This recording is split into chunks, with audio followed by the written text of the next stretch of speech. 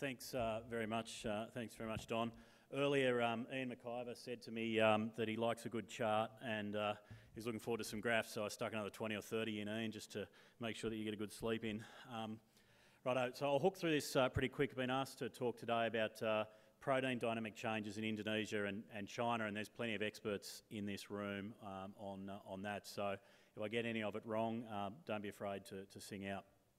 I think the thing that puts so much of Asia in perspective is that there's more people living in this circle than outside of it. This is a bit of an old chart you've seen plenty of times before, but it really puts in perspective about where the growth in demand for food is and where the region in the world is that's going to struggle to produce food because there is so many people living in this region. We break this pie down and really break it out into the various countries. Certainly China and India, the two countries with over 1 billion in population. It's a pretty big cliff drop off to the 200 million group, and then it falls away. But the big bit here is so many of the developing nations have got big populations and they're in our region. But I think we traditionally look at these markets as countries, but some of these countries are so big, they're a collection of multiple countries. And as we look at China or Indonesia, India, often we talk about the country of China. We think about it quite as a very big standard country. They're a collection of countries. The states and the cities in some of these countries are bigger than other countries that are actually in the top 30 countries in the world. But another way to look at the world is look at the world in terms of social media groupings and who are the biggest groups of social media and rank that next to countries. So in the top 12, only 2 are countries. The rest of them are social media organisations. There is more people use Facebook and there is more people use YouTube than live in any other country in the world. In the top 18 countries, in the top 18, only 4 are countries. There is more people use Skype in the world than live in Indonesia. Does anyone know what Q-Zone is? Anyone know what Q-Zone is? We're on the cutting edge of social media technology in this room. There is 638 million people use this platform. So when we start looking at how do we interact with customers and how do we interact with consumers, it's bigger than looking at it countries. And this is, I think, as we start to look at how we engage around protein consumption and how we get more people to eat our product, we need to look at this as a form. I'm not going to go through all the micro details here. There's 142% usage of mobile phones in Indonesia. So the adult population on average has 2 phone accounts in Indonesia. There's not many home phones. If you look at social media, that's over 50% of the population of China is an active social media user on a mobile device. So if we start thinking about protein marketing, it's definitely through mobile device and through social media. Looking at GDP, today it's 2014 data is a little bit out of date, but China's the biggest. It'll be the biggest in 2030 and be the biggest in 2050. Indonesia go from number 9 up to number 4 and up to number 3. It was quite interesting hearing the Thomas Lembong speak recently from Indonesia, and he said, if our country does absolutely nothing apart from just keep doing what we're doing and every country gets bigger, we'll still be in the G20.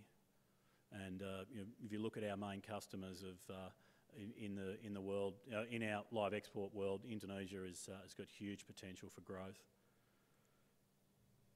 In 2011, most of us were really caught in the live export issue with Indonesia, but the other thing that happened in 2011 was world population got bigger than arable land. So we now have more people than we have arable land. Arable land is declining, world population is growing. So if you look at the changes in protein trend, the protein trend is the investment in land. And Jennifer spoke about this before, the amount of capital that is going into land, whether it's into direct protein or into other starches that then go into the feeding of livestock is substantial. So the world population expected to go close to 10 billion people by 2050. A lot of investors are looking at land. We break this down a little bit further and look at Indonesia. By 2050, 71% of Indonesia's population is expected to live in urban areas. as we look at how we transact with Indonesia, how our businesses operate in Indonesia, this really starts to impact how we think about cold storage, how we think about distribution, how we think about trucking cattle off ships, how we think about competing against box beef or working with it. The other thing that has a big impact is the change in voting power. So in Indonesia, if you've got the Ag Minister and his votes under your wing and you've got a few other ministers and their votes, you pretty well can make it through and get pretty close to winning an election. As the more population moves into the cities, we've got less voting farmers. The voting farmer bloc is losing its power, and we're seeing that with Indian buffalo at the moment in Indonesia. The farmers that used to have such powerful votes are really losing that impact in Indonesia, and we've got to work out how we work around that and engage with that. We're also getting more and more people in leadership positions, not just in Indonesia, but throughout the world, that don't understand farming, they don't understand agribusiness, they don't understand the farming supply chain, and that's a big challenge for all of us in our industries, but it's also an opportunity if we're proactive and help policymakers and leaders understand that. So 2011 was another big impact in China, where we saw the urban population and the rural population cross over, and very similar issues there with logistics and voting and feeding people that are predominantly city-based, but also understanding where your food comes from. The next slide here is certainly one of Sam's and the LiveCorp team's slide. We've tried to simplify the red meat industry and the supply chain industry to help explain what the red meat industry does into Indonesia. It's really complex, and it goes back to that thing before of less and less leadership, particularly in Southeast Asia as we move forward, understanding the food chain and the food supply chain. And we've seen that in Indonesia with policy positions like 5 to 1, 350 kilo, taxes, and also various policies. So being active in policy formulation around protein is going to be really important. All of us have certainly experienced the call from importers saying, we need some cattle up here in a couple of days' time. The market's really spiked. Can you get me some cattle up here because I need some more meat?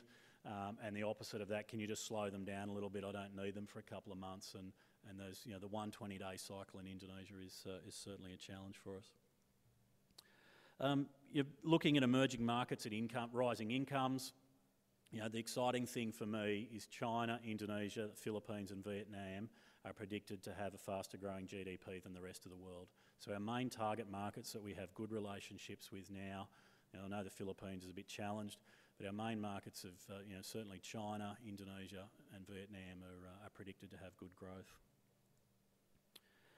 That growth over time has continued to grow from a predominantly plant-based diet to an animal-based diet, and continues to look to grow that way, which is really exciting. So I'm going to rush through some of these to get it done. If we look at lower income versus higher income, as people get more money, history has shown that they spend more on food. So calories per capita per day continues to increase as people get more food, particularly in developing nations, particularly in China, Vietnam, Indonesia, India, those countries, as people get more money, they buy more food. The really exciting thing for me is they spend it on beef, and I've just put a couple of countries on there just to show where they sit: the US, Japan, Australia. Japan is a bit of an outlier with its older population, but the markets that we touch of China, Vietnam, Indonesia, and Malaysia down in that bottom left-hand corner with low GDP per capita also have low beef consumption. The global trend for them to increase consumption is huge, and certainly outstripping OECD growth.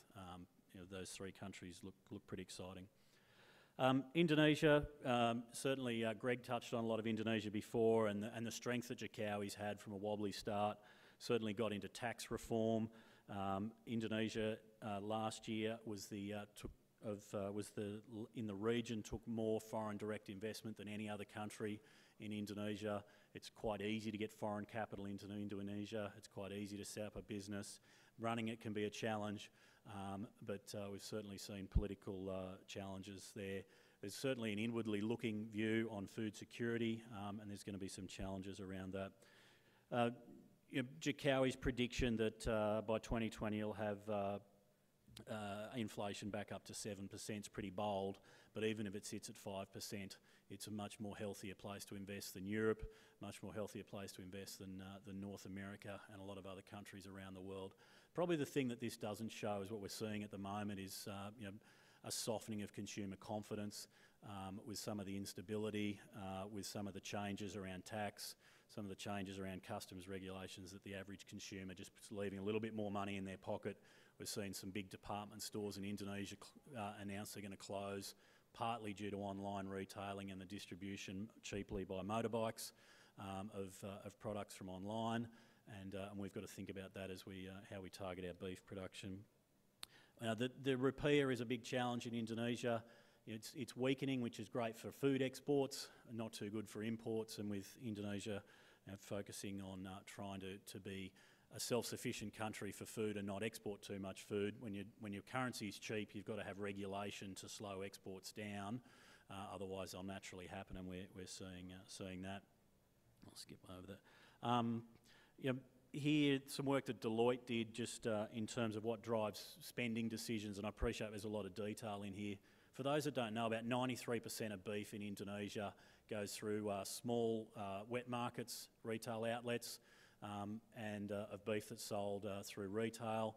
The traffic in Indonesia is bloody difficult. There's a big push to use local markets from the government and then continue to improve local markets.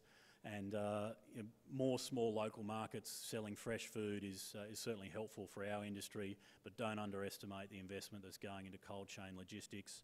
Much of the food in meat dishes selling at $2 to $3 per meal. The cut is of less of importance. The price is quite important, and we've got to be careful we don't overcomplicate the beef carcass in Indonesia through sort of thinking of it through Western eyes. Look at the dishes, look at the national foods, and make sure that we're helping to invest in capacity around that.